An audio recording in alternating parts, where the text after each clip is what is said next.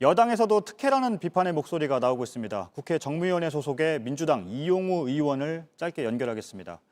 의원님 나와 계시죠? 네, 나와 있습니다. 예. 먼저 가장 큰 문제는 무엇이라고 보고 계십니까? 보도에서도 얘기했듯이 이 이해상충의 소지, 특히 그 경영권 분쟁이 있는 회사의 대주주 한쪽을 편드는 모습이 나오는 것 자체는 상당히 심각한 문제입니다. 예. 그리고 이런 상황에서는 항상 중요하게 여겨야 될 게 대주주 한쪽이 아니고 여러 주주들의 이익을 고루 살펴봐야 되는데 한쪽의 이익에 종사하게 되면 그건 상당히 심각한 문제를 야기하게 되겠습니다. 네. 특히 보면 지금 갑질 논란을 비롯해서 여러 물의를 일으켰던 오너 일가한테 단일 국적 항공사를 맡겨도 되는 것인가 하는 지적이 나오고 있습니다. 또 개인 돈이 들어가지도 않고 국책은행에 자금까지 투입해서요. 어떻게 보십니까?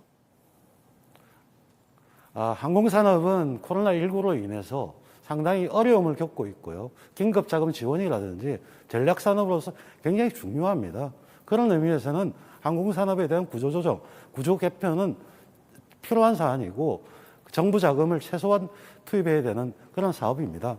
그런데 그 필요성을 인정할지라도 그 세세한 내용이 객관적이고 대주주의 중립적인 모습으로 당겨져야 되는데 그렇지 못한 의혹이 제기되는 것 자체가 문제가 된다고 볼 수 있습니다.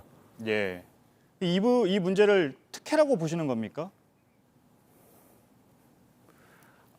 특혜라기보다도 지금부터 산업은행이 자금을 투입하기까지 그리고 기업결합 심사를 받아야 됩니다. 독점의 문제라든지 그런 계획을 세워야 되거든요. 그 계획을 세울 때 여러 주주들의 의견을 들어서 주주가 합의할 수 있는 안을 가져와야 되고 그 안을 평가해서 산업은행이 자금을 넣을지 말지를 결정해야 되는 사안입니다. 네.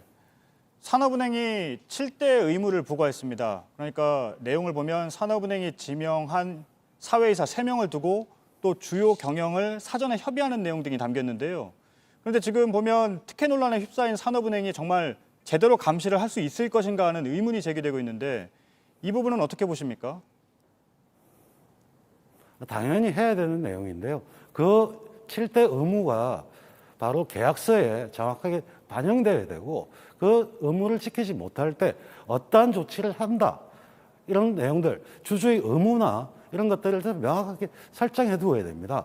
그게 설정되어 있지 않으면 그걸 강제할 수 있는 실효성 있는 조치를 만들지 못하기 때문에 상당히 효력이 떨어지는 내용일 수 있습니다.